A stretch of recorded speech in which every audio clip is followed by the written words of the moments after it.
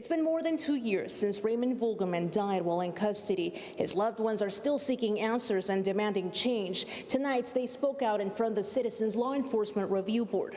People close to Raymond or Ray Vogelman describe him as a kind, compassionate, and creative soul with a passion for music. A bright light in this world. Ray's loved ones say he battled mental health challenges. His fiancée, Wendy Hurt, reveals Ray was diagnosed with both bipolar disorder and schizophrenia.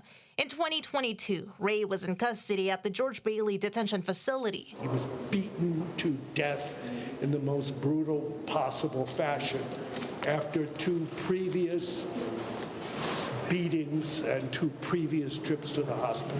Jean Iredale, a lawyer with the law firm Iredale & You, which represents the estate of Raymond Vogelman, announced findings on Raymond's case before tonight's meeting of the Citizens Law Enforcement Review Board. What we found is that there was a failure to properly designate him, a failure to properly house him, and a failure to properly protect him.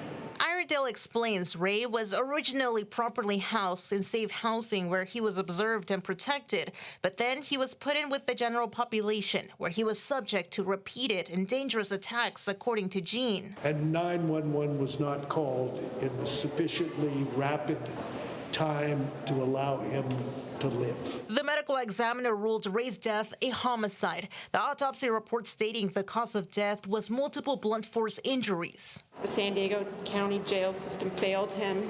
The club's meeting agenda states that after reviewing evidence, there was, quote, no policy violation associated with placing Vogelman back in Module 1A. By a preponderance of the evidence, club determines the investigation proved the alleged actions were lawful, justified, and proper. And we demand answers.